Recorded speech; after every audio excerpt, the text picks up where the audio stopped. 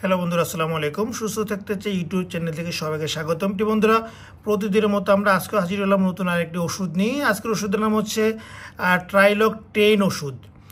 ট্রাইলক 10 mg এই ওষুধটির generic নাম হচ্ছে মন্টিলুকাস। এই মন্টিলুকাস ওষুধটি আমরা অনেকেই চিনি। এটি মূলত হাঁপানি বা শ্বাসকষ্টের একটি ওষুধ। আর এই ওষুধটি বাজারে এনেছে অপসনিন ফার্মা লিমিটেড। প্রিয় বন্ধুরা, পুরো ভিডিও জুড়ে আমরা এখন আলোচনা করব এই ট্রাইলক 10 ওষুধের মূল কার্যকারিতা সমূহ নিয়ে। এটি একটি প্রেসক্রিপশন ওষুধ যা হাঁপানি প্রতিরোধে ব্যবহার করা হয় এবং অ্যালার্জির লক্ষণ যেমন হাঁচি, কাশি এবং সর্দির চিকিৎসার জন্য ব্যবহার করা হয়। এটি শ্বাসনালীতে প্রদাহ কমায় এবং শ্বাস প্রশ্বাস সহজ করে। এই ট্রাইলক 10 ওষুধের মূল ব্যবহারগুলো হচ্ছে: এটি হাঁপানির প্রতিরোধে ব্যবহার করা হয়, অ্যালার্জির কারণে ব্যবহার করা হয়, অ্যাজমা প্রতিরোধে ব্যবহার করা হয়, কাশি হলে ব্যবহার করা হয়, শ্বাস নিতে সমস্যা হলে ব্যবহার করা হয়, বুকের ভেতর শো বা ঘো শব্দ হলে ব্যবহার করা হয়। এক কথায় বলতে গেলে হাঁপানির কারণে একটি মানুষের যে সকল সমস্যার সৃষ্টি হয় সকল কাজের জন্য এই মন্টিলুকাস গ্রুপের ট্রাইলক 10 ওষুধটি ব্যবহার করা হয়। এটি বেশ কিছু পার্শ্ব প্রতিক্রিয়া ব্যক্তিভেদ হতে পারে, তবে খুব একটা পার্শ্ব প্রতিক্রিয়া নেই। কিছু কিছু মানুষের ক্ষেত্রে বমি ভাব হতে পারে, বমি ভাব, বমি, মাথা ব্যথা, ডায়রিয়া ইত্যাদি হতে পারে। গুরুত্বপূর্ণ টিপস হলো এটি খুব কম পার্শ্ব প্রতিক্রিয়া সম্পন্ন একটি ওষুধ। এটি খুবই গুরুত্বপূর্ণ একটি বিষয়।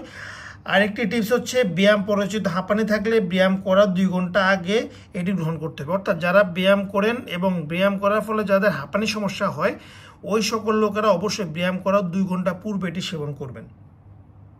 কিডনি রোগীদের জন্য এটি ব্যবহার করা নিরাপদ এবং লিভার রোগে আক্রান্তরা এটি সতর্কতার সাথে ব্যবহার করতে হবে।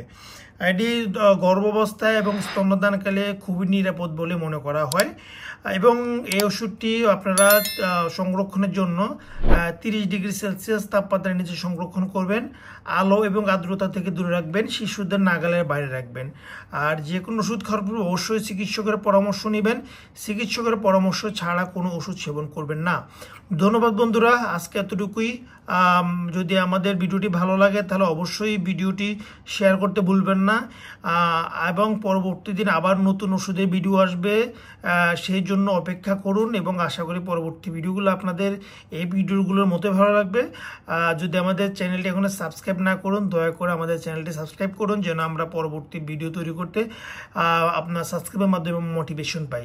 ধন্যবাদ বন্ধুরা, ভালো থাকবেন। আসসালামু আলাইকুম।